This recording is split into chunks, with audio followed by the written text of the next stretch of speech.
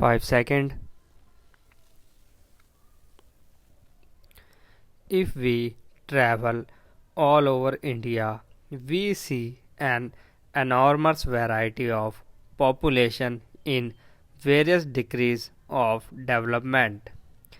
We see many cultural, political, social, and economic disparities. We want to put an end to these disparities and inequalities.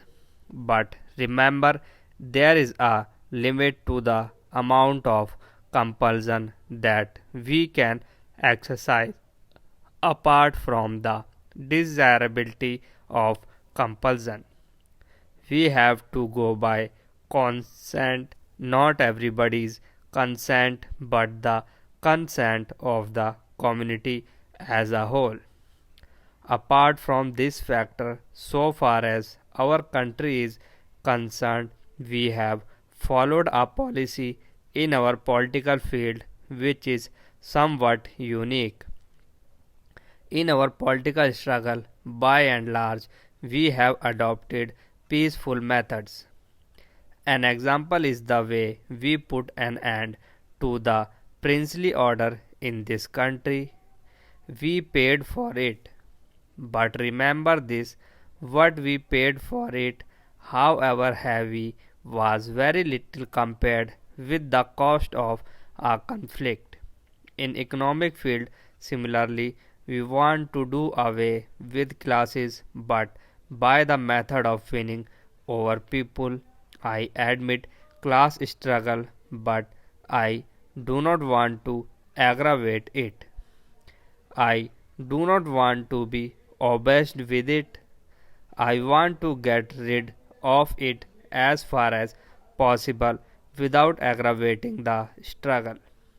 I dislike comparing my country with others to our advantage or disadvantage because I do not want to criticize other countries. But I venture to point out that where upheavals occur, they are products of history, and the violence, defeat, and civil war govern the subsequent events.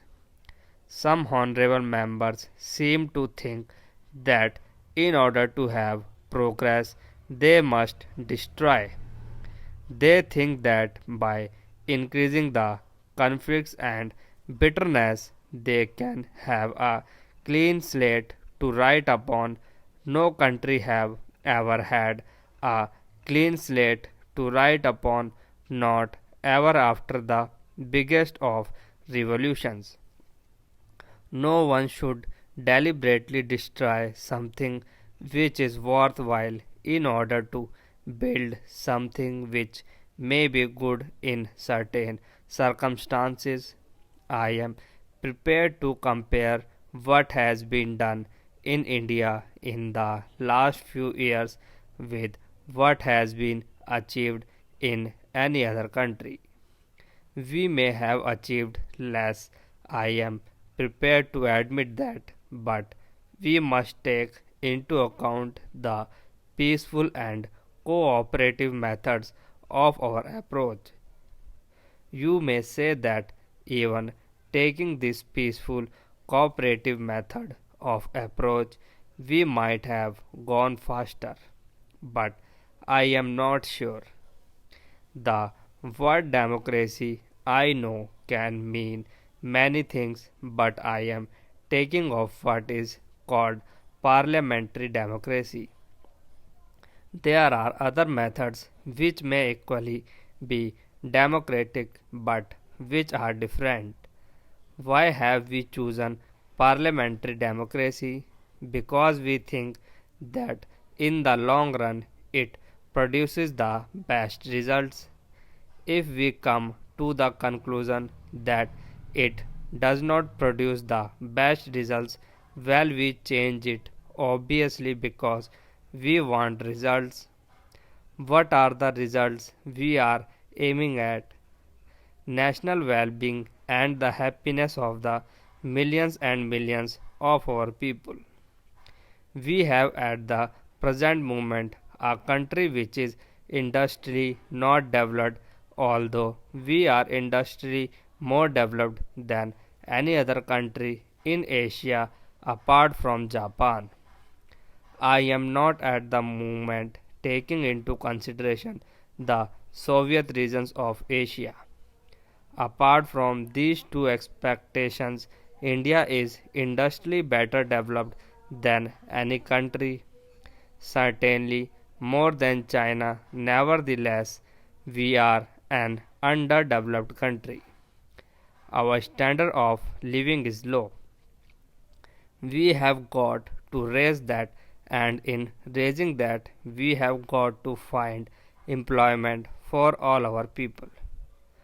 What are our objectives? We may define them in many ways, but perhaps one way which is more important than others is to find progressively fuller employment till we reach full employment through increased production. You may also say that greater production ought to imply better distribution. If that is our approach, how are we to do it in this very complicated situation that we are in, with an underdeveloped economy and with very little surplus to invest? We cannot compare our problems with those of the industrialized West because they have had centuries or, at any rate, generations of growth. We cannot compare ourselves with Soviet Russia.